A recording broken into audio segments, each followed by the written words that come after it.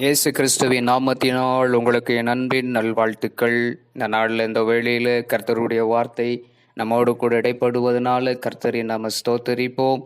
அதனால் நீங்கள் தொடர்ந்து இது நீங்கள் ஆதரவு கொடுக்கறதுனால கர்த்தர் நம்மளை ஆசீர்வதிக்கிறார். சப்ஸ்கிரைப் பண்ணுங்கள், லைக் பண்ணுங்கள், நிறைய பேர் கமெண்ட்ஸ் பண்ணுங்கள். தயவாய் கேட்குறேன், இதை நீங்கள் விட்டு விடாதீங்க. இதோ உங்களுக்கு இது ஒரு நல்ல ஒரு கர்த்தர் கொடுத்த ஈவு. அதே போல் அநேகருக்கு நீங்கள் ஷேர் பண்ணுங்கள். ஏன்னா ஆண்டவருடைய வார்த்தையை எப்படியாவது நம்ம என்ன பண்ணணும், அநேகருக்கு தெரியப்படுத்தணும். அந்த ஒரு நோக்கத்துக்காகத்தான் இந்த ஜீசஸ் பிளஸிங் வேர்ல்டை நாங்கள் ஆரம்பித்தது.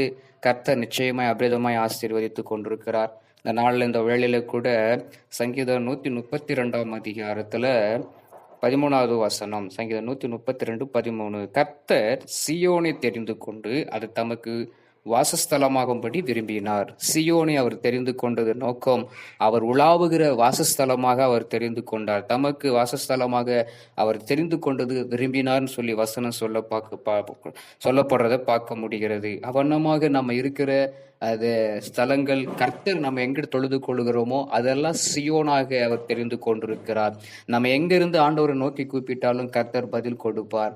நம்ம செபிக்கிற ஜபந்தான் அங்க ஆண்டவருக்கு முக்கியமா தவிர அந்த இடம் முக்கியம் அல்ல. அந்த இடத்துல நம்ம சியோனாய் நம்ம தெரிந்து கொண்டிருக்கிறார். அதனால அது தமக்கு வாசஸ்தலமாக விரும்பினால் சொல்லி இங்க சொல்றதை பார்க்க முடியாது.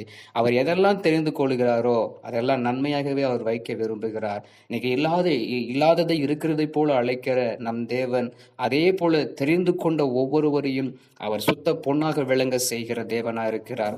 அதே போல கர்த்தர் நம்மளை ஆசீர்வதிப்பார். இந்த சியோனை தெரிந்து கொண்டது போல அவர் நம்மையும் தெரிந்து கொண்டு நம்மோடு கூட அவர் இருக்க அவர் விரும்புவதை நாம நாடுவோம். கர்த்தருக்கு உகந்தவர்களாய் நம்ம கண்ணோக்கி நம் கர்த்தருக்கு உகந்தவர்களாய் நம்ம அனுதினமும் இருப்போம். கர்த்தர் தாமே ஆசீர்வதிப்பார். ஆமென்.